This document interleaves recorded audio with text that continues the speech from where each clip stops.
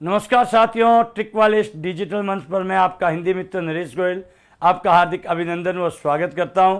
तो दोस्तों शुरू करते हैं। अपन का जो टॉपिक चल रहा था दोस्तों वो था वाक्य विचार। क्या चल रहा था? वाक्य शुद्धि। ध्यान रखें दोस्तों, वाक्य शुद्धि के अंतर्गत हमने पहला जो पाठ किया था वो किया था वाक्य में पद क्रम संबंधी अशुद्धियां। आज चल रहे हैं अपन दोस्तों, आज हम करेंगे सबसे पहला पॉइंट अनावश्यक शब्द। अनावश्यक का मतलब होता है दोस्तों अन्न धन आवश्यक, यानी कि अनावश्यक शब्द में अन्न धन आवश्यक जिसका अर्थ होता है कि जिसकी आवश्यकता नहीं है, फिर भी उसका क्या किया गया है? प्रयोग। इसलिए इसको नाम दिया गया है अनावश्यक। तो दोस्तों कस लीजिए कमर, हो जाइए तैयार, क्योंकि वाक्य शुद्धि का पाठ आ गया है आपके सामने। देखिए दोस्तों, हालांकि ऊपर हमने बिल्कुल लिखा है अनावश्यक शब्दों के कारण वाक्य में अशुद्धि। तो दोस्तों यहाँ अपन देखिए अशुद्ध वाक्य यहाँ पर दे रखे हैं, यहाँ अपन इसके शुद्ध वाक्य लिखेंगे। क्या लिखेंगे? शुद्ध वाक्य। उदाहरणतः देखिए, मेरे पास केवल मात्र 20 रुपए हैं। तो यहाँ अपन देख सकते हैं दोस्तों कि यहाँ मेरे पास, ठीक है, केवल और मात्र इन दोनों का अर्थ आपका एक ही बोध कराता है। चाहे आप केवल लिखो चाहे आप मात्र लिखो, क्योंकि इन दोनों में से एक ही बिंदु काम आएगा। चूंकि इनमें से एक आपका अनावश्यक है जिसकी इस वाक्य में कोई आवश्यकता नहीं है, फिर भी ये प्रयुक्त हुआ है, इसलिए इस शब्द को कहते हैं अनावश्यक। तो दोस्तों जैसे मैंने लिखा कि मेरे पास केवल 20 रुपए हैं, केवल 20 रुपए हैं। अब देखिए दोस्तों, यहां आपका वाक्य क्या हो जाता है? एकदम शुद्ध। इसी प्रकार देखिए दोस्तों, कृपया यहां बैठने की कृपा करें। तो यहां देखिए कृपया ऑलरेडी, यानी कि ये आपका विनय का बोध करा रहा है। किसका बोध करा रहा है? विनय का। और जब दोस्तों हम विनय की बात करते हैं तो विनय बोले तो निवेदन कर रहे हैं, तो यहां आपके डबल वार यानी कि दोबारा कृपया न कृपा दोनों का प्रयोग एक साथ कदापि नहीं होता है। यहां आप केवल क्या लिख सकते हो? यहां देखिए, कृपया यहां बैठिए, कृपया यहां बैठिए। ये पॉइंट बन जाता है आपका। दूसरा देखो दोस्तों, पॉइंट बनता है जल्दी वापस लौट कर आना। क्या कहा? जल्दी वापस लौट कर आना। यहां दोस्तों जल्दी वापस और लौटना, लौटना का मतलब क्या होता है? जाके आना। वापस का मतलब वही जाके आना। तो यहां अपन देख सकते हैं लौटना और वापस दोनों ही शब्द आपके एक ही है। इन दोनों में से आपको एक ही शब्द का प्रयोग करना है। जैसे मैंने कहा कि जल्दी वापस आना। क्या कहा दोस्तों? जल्दी वापस आना। तो यहां अपन देख सकते हैं, क्या यह संभव हो सकता है? अरे भाई, जब आपने संभावना की है तो फिर कंफर्मेशन कैसे होगा, ये बताइए। तो यहां पर संभावना का ही प्रयोग करें। जैसे मैंने कहा, क्या यह संभव है? ये लीजिए, पीछे प्रश्नवाचक चिन्ह कर दिया मैंने। क्या यह संभव है कि किशोर हमारे समोसे लेके आएगा? ये संभव की बात है, लेकिन ध्यान रखना कंफर्मेशन नहीं है। क्या यह संभव है? और हमें पता है संभावना किशोर समोसे लेके नहीं आएगा, क्योंकि ऑलरेडी उसको डॉक्टर ने मना कर दिया है। खा खा के बहुत फैट उसकी बढ़ गई है। डॉक्टरों ने कहा है कि आप बाहर का खाना ना खाएं। तो भैया क्या यह संभव है कि किशोर अब भी समोसे लाएगा? नो। नेक्स्ट, जज ने उसे मृत्यु दंड की सजा दी। दोस्तों, दंड का मतलब भी क्या होता है? सजा होता है। तो भला दंड की सजा कैसे देंगे ये बताओ। अगर कोई आपको कह दे कि नहीं भाई साहब मुझे तो ओनियन प्याज ही चाहिए, तो उस बावड़े को कौन समझाए कि ओनियन अंग्रेजी में, ओनियन कोई हिंदी में प्याज कहते हैं, तो ओनियन और प्याज दोनों एक ही है। ठीक वैसे ही दंड और सजा, दंड और सजा एक ही है। इसमें पॉइंट बनेगा कि जज ने उसे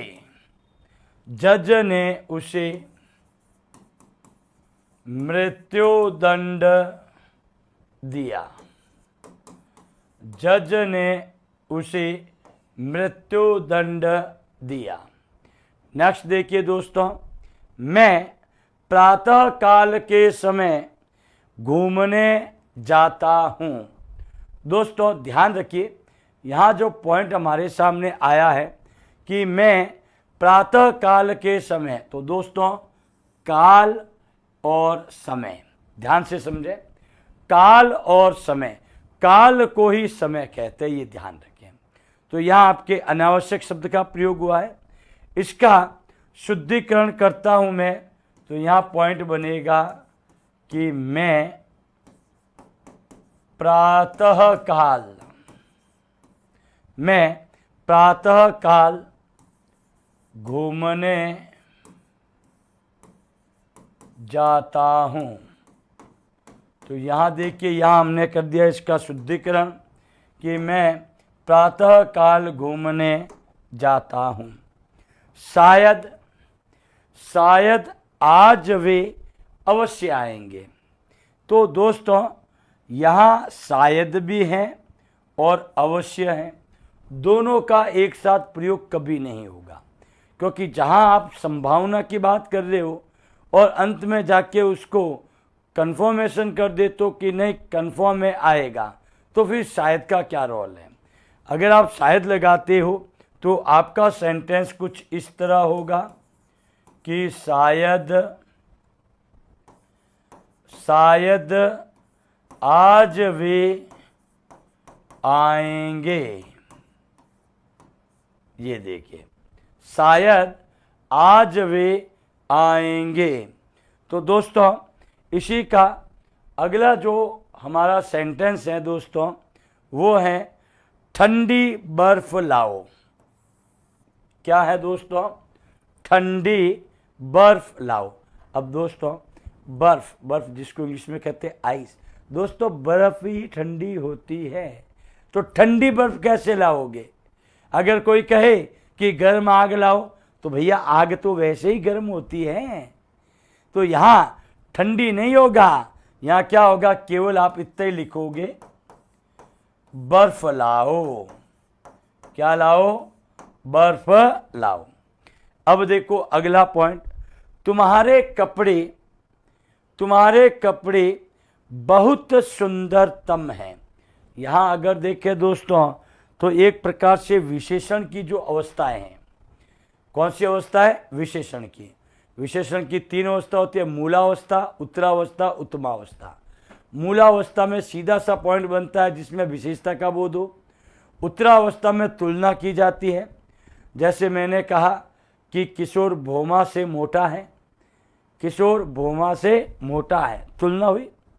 अगर मैं कह दूं कि किशोर सबसे मोटा है, तो ध्यान रखना ये उसकी उत्तमावस्था है। अगर आप दोनों में से यानी कि मूल अवस्था में तर जोड़ देते हो, क्या जोड़ देते हो? तर, तो वो हो जाती उत्तरावस्था, અને तम जोड़ देते हो तो वो हो जाती है उत्तमा अवस्था। तो दोस्तों या तो सबसे का प्रयोग बहुत सुंदर है या फिर सुंदरतम है। तो अपन यहाँ लिख सकते हैं कि तुम्हारे कपड़े बहुत सुंदर हैं, बहुत सुंदर हैं।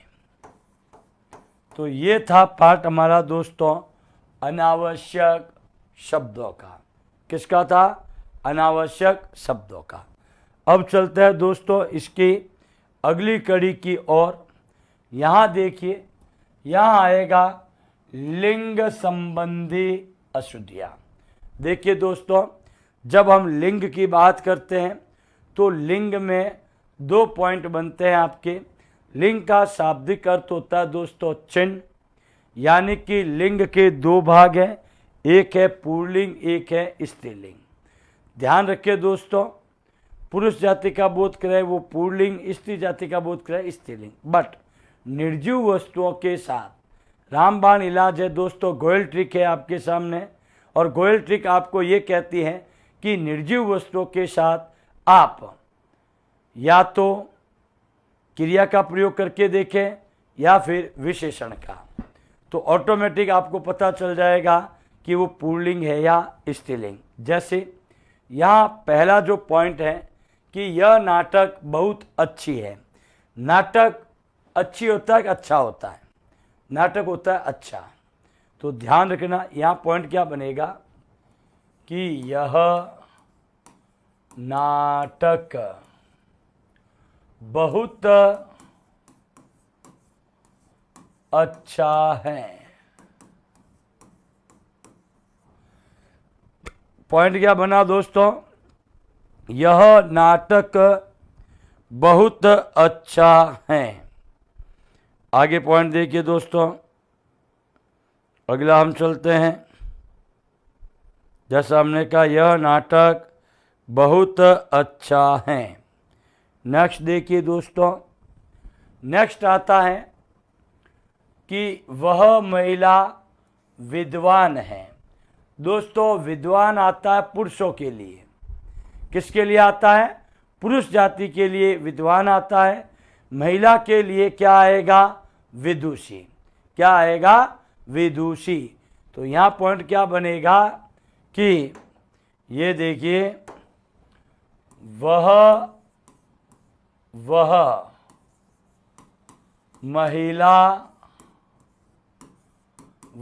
महिला विदुषी है। क्या है दोस्तों? विदुषी। ध्यान रखना, विद्वान पुल्लिंग के लिए आता है और विदुषी स्त्रीलिंग के लिए आती हैं। इसी कारण यह विद्वान हमारा क्या हो गया था? गलत। महादेवी वर्मा एक प्रसिद्ध कवि थी। कवि पुल्लिंग के लिए होता है, और चूंकि महादेवी वर्मा क्या है? स्त्रीलिंग है, तो यहाँ क्या आएगा? कवयित्री आएगा। क्या आएगा दोस्तों? कवयित्री। तो अपन यहाँ पे ये लिख सकते हैं कि ये देखिए, महादेवी वर्मा एक प्रसिद्ध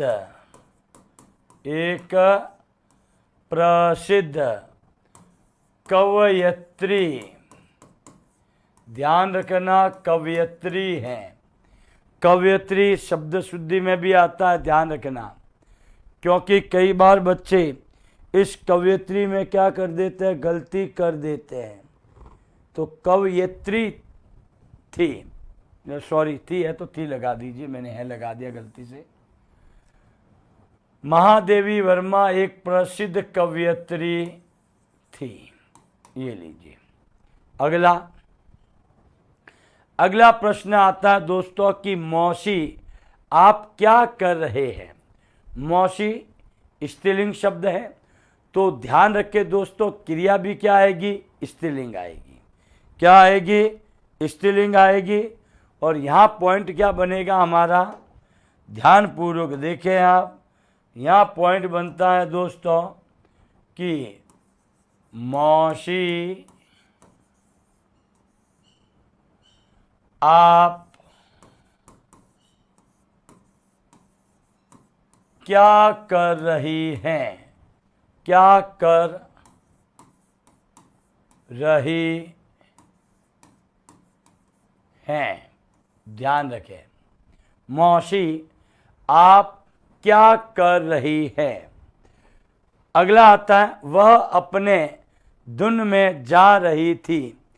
वह अपने धुन में जा रही थी। ध्यान रखना, यहाँ अगर दोस्तों मैं ध्यान से देखूं तो यहाँ पॉइंट टू नोटेड, ये देखिए, वह अपने और रही। या तो मैं इसको चेंज करूं या फिर मैं इसको चेंज करूं। अगर मैं इसको चेंज करता हूं तो ये बनता है कि वह, मैंने पहले ही कहा था जब सर्वनाम करवाए थे कि सर्वनाम में हमेशा ध्यान रखिए स्वतंत्र लिंग का बोध नहीं होता। यदि आप उसमें क्रिया या विशेषण का प्रयोग करोगे तो हमें पता चलेगा कि वह सर्वनाम पुल्लिंग में है या फिर स्त्रीलिंग में। तो यहाँ अपन कह सकते हैं कि वह अपनी धुन में, वह अपनी धुन में जा रही है, जा रही है। नेक्स्ट, उसके कोई संतान न था। यहाँ तो सीधा सा पता चल रहा है, उसके कोई संतान न था। अरे संतान, संतान कैसी होती है? अच्छा संतान की अच्छी संतान? अच्छी संतान। तो यहाँ क्रिया भी चलेगी उसके लिए। पॉइंट आपका इस प्रकार से चलेगा, देखिए कि उसके कोई संतान, उसके कोई संतान न थी, क्योंकि संतान शब्द स्त्रीलिंग का बोध कराता है। उसके कोई संतान न थी। अगला, यह चाय, गजब का भाई, देखिए, यह चाय बहुत मीठा है। चाय शब्द क्या है? स्त्रीलिंग है। चाय शब्द क्या है? स्त्रीलिंग है। जैसे चाय पिया जाता है नहीं है, चाय पी जाती है। तो दोस्तों चाय मीठा नहीं होती है, चाय क्या होती है? मीठी होती है। तो अपन क्या कहेंगे कि यह चाय बहुत मीठी है। यह चाय बहुत मीठी है। नेक्स्ट देखिए दोस्तों, मुझे हिंदी आता है। ध्यान रखना, भाषाएं जो हमेशा वो सारी क्या होगी? स्त्रीलिंग होगी। भाषाएं क्या होती हैं? स्त्रीलिंग। तो यहाँ पुल्लिंग का बोध कराता है आता, तो आता तो है ही नहीं, भाषा स्त्रीलिंग है। तो दोस्तों यहाँ अपन देख सकते हैं, ये अपन ये लिखेंगे कि मुझे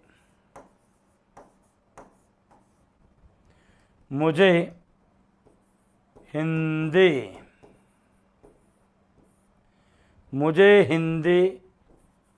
आती है।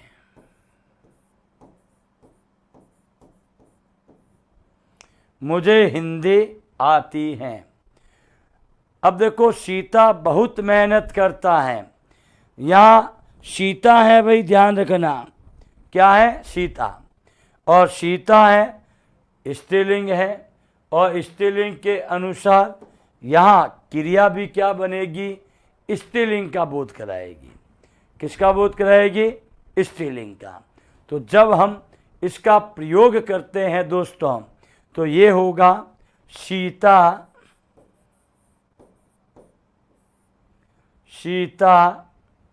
बहुत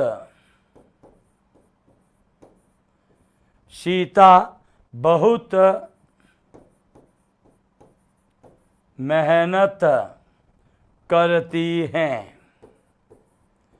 सीता बहुत मेहनत करती हैं। बस वाक्य हो गया आपका शुद्ध। सीता बहुत मेहनत करती है दोस्तों, क्योंकि ये स्त्रीलिंग शब्द है और स्त्रीलिंग शब्द के साथ हमेशा स्त्रीलिंग क्रिया का ही क्या होगा, प्रयोग होगा। किसका प्रयोग होगा, स्त्रीलिंग का ही प्रयोग होगा। तो दोस्तों बढ़ते हैं अपन इस कड़ी के आगे और पॉइंट बनाते हैं अगला। तो दोस्तों हमारा जो पॉइंट है इसके बाद वाला वो है दोस्तों, ये लीजिए, ये आपके दृष्टि पटल पर आ चुका है। ये है दोस्तों वचन संबंधी अशुद्धि। तो पहली बात तो यह है दोस्तों कि वचन कहते किससे हैं, तो ध्यान रखें जहाँ एक का बोध हो वहाँ एक वचन होगा और जहाँ एक से अधिक का बोध होता है वहाँ होता है बहुवचन, यानी कि सिंगुलर एंड प्लूरल। अंग्रेजी में इसको नंबर्स कहते हैं। यहाँ आप ध्यान से देखिए, यहाँ 10 सेंटेंस दिए हैं इस बार हमने, पहले दोनों स्लाइडों में 9 ही दिए थे, इस बार हमने 10 दिए। और देखिए दोस्तों इन 10 सेंटेंस में आप ध्यानपूर्वक कि वचन संबंधी जो अशुद्धियां हैं, क्योंकि कुछ शब्द ऐसे होते हैं दोस्तों जो हमेशा एक वचन में ही प्रयुक्त होते हैं, कुछ शब्द ऐसे होते हैं जो बहुवचन में होते हैं। तो ऐसी स्थिति में हमें ये देखना है कि वाक्य में जो प्रयोग हो रहा है वो किस स्तर के अनुसार चल रहा है। सबसे पहले पॉइंट है, आप क्या कर रहा है। पॉइंट देखो, सेंटेंस को जब हम पढ़ते हैं तो पढ़ने में ही हमें अटपटा लगेगा कि आप क्या कर रहा है।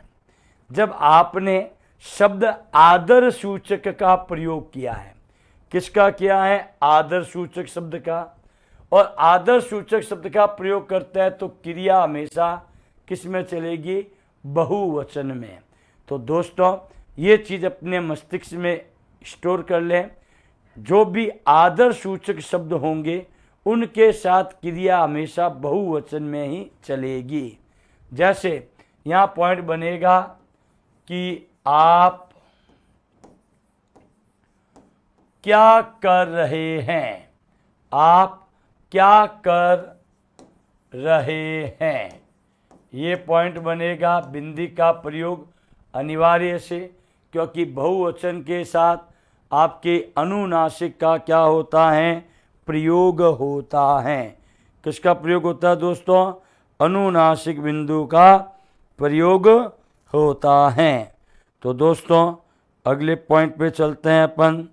अगला पॉइंट हमारा क्या कहता है दोस्तों, अगला पॉइंट कहता है कि अभी 5 बजा है। देखिए 5 एक से अधिक हैं आपके, और एक से अधिक होते ही अपने हिंदी में क्या बन जाता है, वो बहुवचन बन जाता है। तो दोस्तों यहाँ मैं आपको कह सकता हूँ कि अभी 5 बजा है, बजा नहीं होगा, बजे होगा।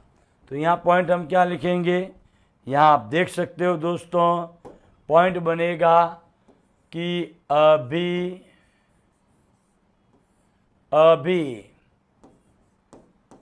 5 बजे हैं, अभी 5 बजे हैं, ध्यान रखना। नेक्स्ट देखो, यह 20 रुपया का नोट है।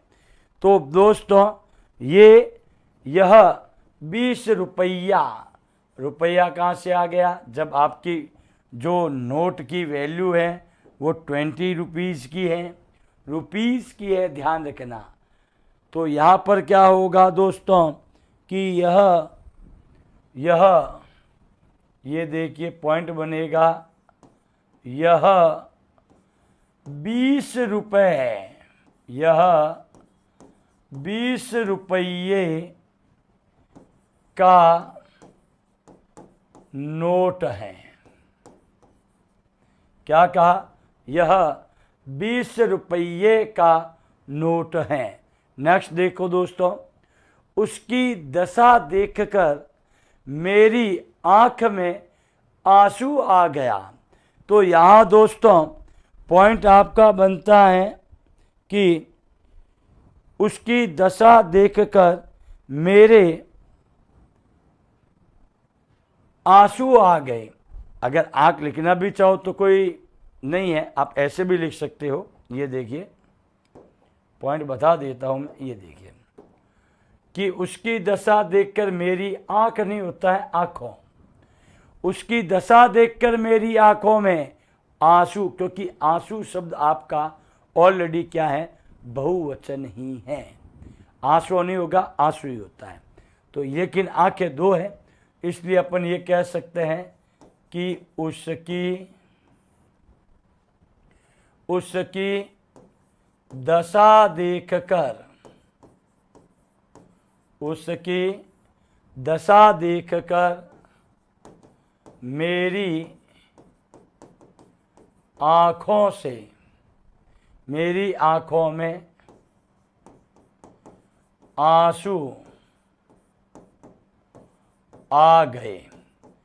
इसको आप ऐसे भी लिख सकते हो, इसको आप ऐसे भी लिख सकते हो दोस्तों कि उसकी दशा देखकर मेरे आंसू आ गए। क्या हो सकता है, आंखों को आप हटा भी सकते हो, आंसू आ गए, दोनों में से कोई भी लिख सकते हो। ये निर्भर करेगा कि वाक्य में आपको प्रश्न किस रूप में ये दिया गया है, क्योंकि कई बार होता है दोस्तों कि हम सोचते यहाँ लिखाते कुछ और है और एग्जाम में जो विकल्प दिए जाते हैं वो थोड़े घुमा के दे दिए जाते हैं। तो आपको तो विकल्प पे देखना है भाई कि विकल्प में आपके सामने क्या रखा गया है। अब जैसे ये लिखा, यह मेरा हस्ताक्षर है। अब हस्ताक्षर हमेशा ध्यान रखना, चाहे एक करो और चाहे हस्ताक्षर एक से अधिक करो।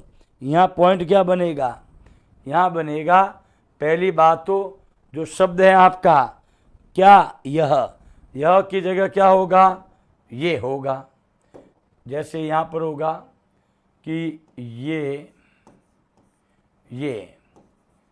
मेरे हस्ताक्षर हैं, ये मेरे हस्ताक्षर हैं।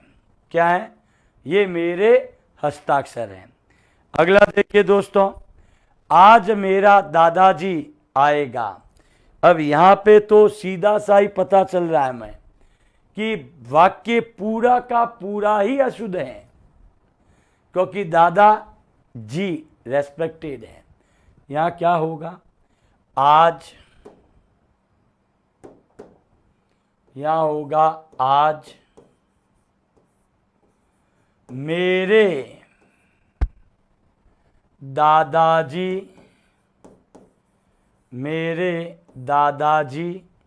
आएंगे।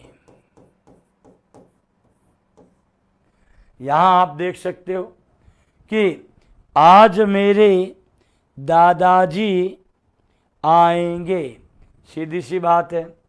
और जैसे आएंगे करोगे तो यहाँ आपका आ जाएगा चंद्र बिंदु। नेक्स्ट देखो दोस्तों, अगला पॉइंट मैं लूँ, अगला पॉइंट आता है मेरा, आपको कितना फल लेना है। अब देखो आपको कितना फल लेना है, ये बात समझ में नहीं आई, क्योंकि फल तो फल है, बहुवचन में जाएंगे। तो यहाँ पॉइंट बनेगा, आपको कितने फल लेने हैं, ये पॉइंट है। पीछे प्रश्नवाचक है, प्रश्नवाचक लगाओ। ये देखिए, आपको कितने फल लेने हैं वो बताइए आप तो हमें। उन्होंने कहा साहब मुझे तो 5 फल लेने हैं, तो 5 दे दो। अगला पॉइंट आता है दोस्तों, मैं भगवान का दर्शन करूंगा। तो यहाँ ध्यान रखें, भगवान है, रेस्पेक्टेड हैं, उनका आप का से संबोधित कैसे करोगे, ये होगा मैं भगवान की दर्शन करूंगा। मैं भगवान के दर्शन करूंगा, ये ध्यान रखना। तो भाई मैं भगवान के दर्शन करूंगा। अगला है बीमार का प्राण निकल गया। तो प्राण हमेशा दोस्तों बहुवचन में है। क्या होता है? प्राण हमेशा बहुवचन में होता है। इसलिए यहाँ पर जो पॉइंट बनेगा वो ये बनेगा कि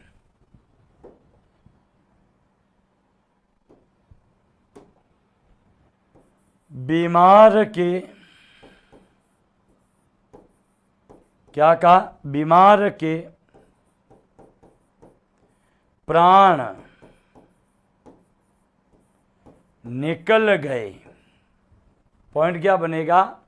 बीमार के प्राण निकल गए। तो दोस्तों अगला है हिमालय पर्वत का राजा है। तो दोस्तों एक ही होगा तो क्या राजा बनेगा? जब एक से अधिक होता है तो उनमें से एक को हम क्या बनाते हैं? राजा। तो यहाँ पर आपने लिखा हिमालय पर्वत का राजा है, तो पर्वत तो भाई एक का ही बोध कराता है। हमें आपको पर्वत का क्या करना है? बहुवचन। तो पर्वत का हो जाएगा पर्वतों। क्या हो जाएगा? पर्वतों। तो पॉइंट आपका बनेगा, यहां देखिए कि हिमालय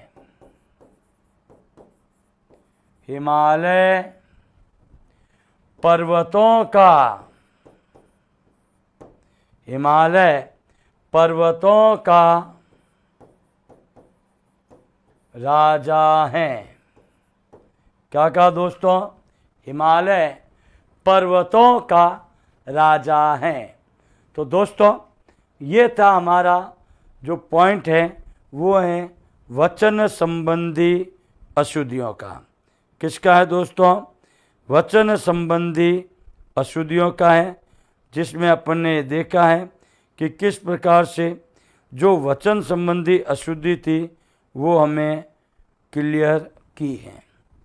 अब दोस्तों अगले पड़ाव की ओर हम बढ़ते हैं। ये लीजिए, अगला है आपका कारक संबंधी अशुद्धियां। हालांकि दोस्तों यहाँ हमने सब सम्मिलित करके आपके सामने प्रस्तुत किया है। कारक संबंधी अशुद्धियां। कारक का मतलब है दोस्तों कि वे विभक्ति चिन्ह जो वाक्य में पदों को शुद्ध और आगे बढ़ने में क्या करते हैं? सहायता देते हैं।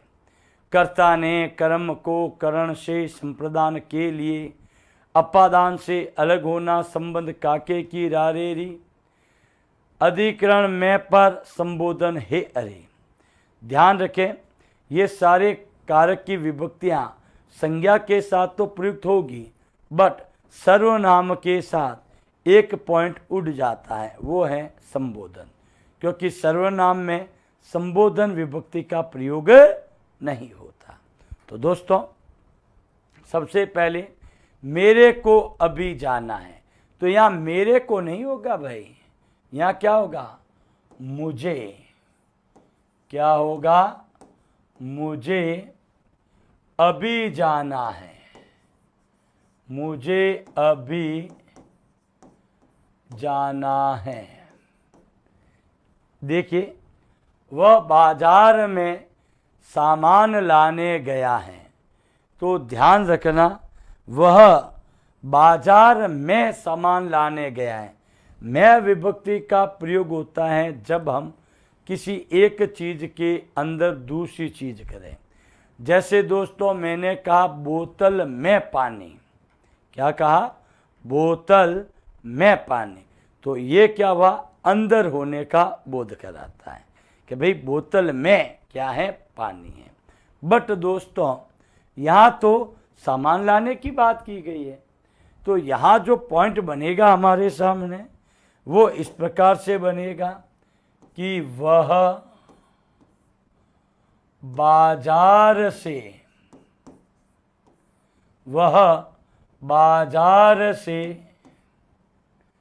सामान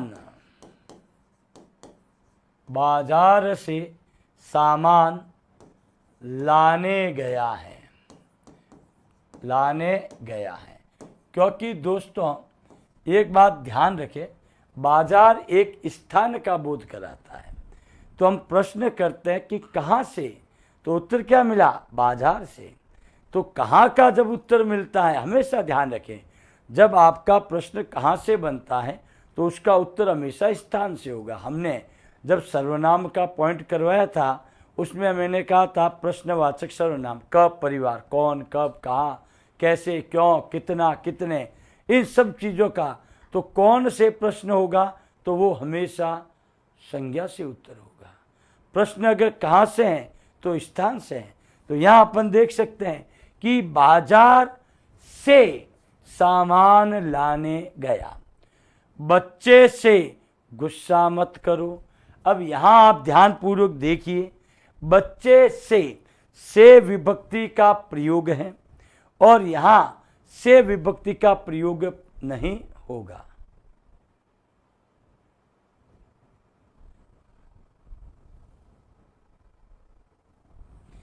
तो देखिए दोस्तों, आप जैसा कि परिचित हैं, बच्चे से गुस्सा मत को, बच्चे से नहीं होता है। जब हम गुस्सा करते हैं तो ये आधार का बोध कराता है। किसका बोध कराता है, आधार। और गुस्से करने का आधार कौन बनेगा, बच्चा। और आधार पे होता है पर। तो यहाँ क्या बनेगा कि बच्चे पर, किस पर, बच्चे पर गुस्सा मत करो। बच्चे पर गुस्सा मत करो। बच्चे बहुत ही नाजुक होते हैं दोस्तों, उन्हें आप बड़े प्यार से, क्योंकि हालांकि ये तो बात फैक्ट है दोस्तों कि भय बिना प्रीत नहीं गोपाला, थोड़ा आंख में रंग भी होना जरूरी है। तुम सब छत में खेलो। अभी मैंने थोड़ी देर पहले ही कहा था, मैं विभक्ति का प्रयोग होता है तो वो बोध कराता है अंदर होने का। और यहाँ अंदर, छत के अंदर कैसे खेलेंगे, सवाल ही नहीं है। यहाँ आपका स्पर्श होगा। तो यहाँ क्या होगा, तुम सब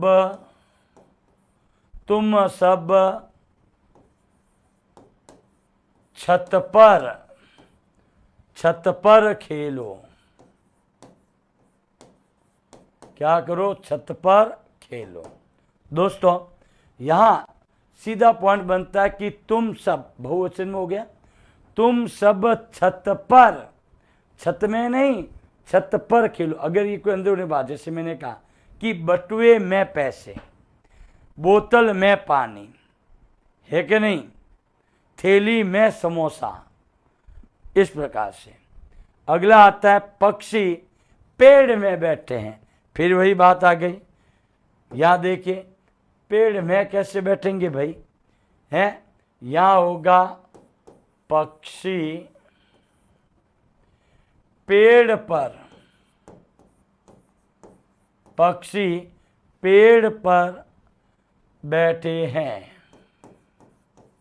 ये लीजिए, पक्षी पेड़ पर बैठे हैं। अब यहाँ दोस्तों एक पॉइंट है आपके लिए, जो है कि जो हमने कहा है कि पक्षी पेड़ पर बैठे हैं, ध्यान रखना, बैठे बहुवचन का बोध करा रहा है। तो यहाँ आपके क्या लगेगी, बिंदी है। ये वास्तविक रूप में अनुनासिक, जगह की कमी के कारण चंद्रमा हट जाता है और केवल बिंदी का प्रयोग होता है। नेक्स्ट देखिए दोस्तों, वह गुरु के चरणों पर बैठ गया। भाई गुरु के चरणों पर कैसे बैठेगा, मुझे तो ये समझ में नहीं आ रहा है। चरणों पे क्यों बैठेगा भाई, आप खुद इसको सामान्य सामान्य है, जिसको अपन कहते हैं व्यवहारिक जो ज्ञान होता है उसके अनुसार चलो। चरणों पर नहीं होता, चरणों में होता है, ठीक है ना। तो यहाँ पॉइंट पर का नहीं होगा, ये होगा कि वह गुरु के चरणों में बैठ गया। भाई साहब गुरु के चरणों में बैठ गया है, अब उसकी लीला लहर है, कंफर्म है। अगला देखिए दोस्तों, अगला आता है 7वां। वो कहता है कि वह घर में अंदर है। अब दोस्तों मैं का अर्थ ही क्या होता है, अंदर ही होता है। यहाँ मैं नहीं होगा, ये पॉइंट बनेगा वह घर के अंदर है। पॉइंट क्या बनेगा, वह घर के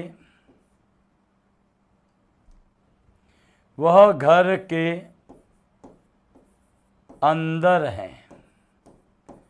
क्या है, अंदर है। घर में अंदर है नहीं होता है, वह घर के अंदर है, संबंध बता दिया है, घर के भीतर। मोहन ने फल लाया। अब देखो यहां पर ये पॉइंट ही देखो, मोहन ने फल लाया। तो यहां दोस्तों लाया होता है, तो मोहन ने विभक्ति का प्रयोग नहीं होगा, सीधे ही लिख देंगे मोहन फल लाया। बस ये आपके इसका उत्तर का क्या कराता है, बोध। क्या कहा हमने, मोहन फल लाया। मोहन ने फल लाया नहीं होता है, ये ध्यान रखें, क्योंकि यहाँ कोई भी क्रिया जब करते हैं, जैसे अगर ये होता है कि मोहन ने खाना खाया, तो यहाँ अपन देख सकते हैं खाने के लिए। नेक्स्ट आता है दोस्तों फल को, यहाँ देखो पॉइंट क्या है, फल को खूब पका होना चाहिए। अब भैया फल को खूब पका होना चाहिए, ये कैसा होगा, यहाँ पॉइंट होगा फल खूब पका होना चाहिए, को का प्रयोग नहीं होगा। क्या होगा, फल खूब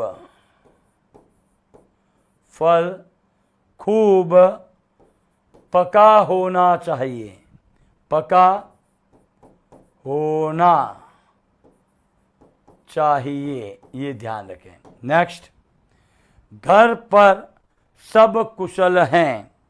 तो यहाँ पॉइंट जो हमारा बनता है कि घर पर सब कुशल हैं, तो भैया घर पर होगा या घर में होगा, क्योंकि जो भी हमारे सदस्य हैं वो घर में रहते हैं, क्योंकि अंदर होने का बोध है, और अंदर होने का जहाँ बोध होता है वहाँ पॉइंट आपका क्या बनता है, मैं का बनता है। तो यहाँ अपन क्या लिखेंगे कि घर में सब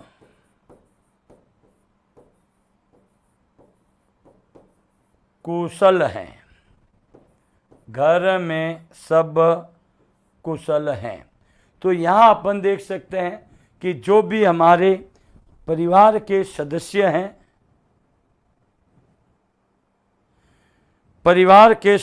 हैं, वो सब क्या हैं, कुशल हैं। क्या है, कुशल पूर्वक हैं। तो यहाँ अपन दोस्तों देख सकते हैं कि किस प्रकार से यहाँ कारक संबंधी अशुद्धियों का प्रयोग करके वाक्य को क्या बनाया गया है, अशुद्ध।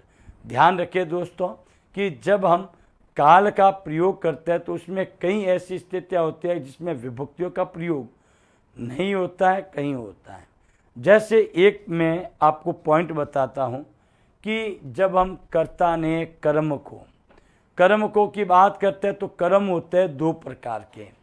कौन कौन से, एक होता है सजीव कर्म, एक होता है निर्जीव कर्म। जब हम सजीव कर्म की बात करते हैं तो उसमें तो को की विभक्ति लगती है, लेकिन दोस्तों जब हम निर्जीव कर्म की बात करते हैं तो उसमें को विभक्ति का प्रयोग नहीं होता। तो ऐसी स्थिति में अगर सेंटेंस आपको दे दिया जाए कि उसने आमेर को देखा, उसने आमेर को देखा। अब देखो दोस्तों, उसने आमेर को देखा, ऐसा पॉइंट होते ही समझ जाना चाहिए कि आमेर क्या है, एक किला है, और वो क्या है, निर्जीव है। तो इसका जो शुद्ध रूप होगा वो क्या होगा, उसने आमेर देखा। क्या कहा, उसने आमेर देखा। तो यहाँ अपन देख सकते हैं कि को विभक्ति का कोई रोल ही नहीं है भाई, क्योंकि निर्जीव कर्म है और निर्जीव कर्म के साथ को विभक्ति का प्रयोग नहीं होता। तो दोस्तों यहाँ अपन का जो पांचवा बिंदु है कारक संबंधी अशुद्धियाँ, इसको हम करते हैं यहीं पर कंप्लीट। आगे का कार्यक्रम हम अगले वीडियो के अंतर्गत लेंगे। तो इसी के साथ दोस्तों मैं अपने शब्दों को देता हूँ विराम। जय हिंद, जय भारत।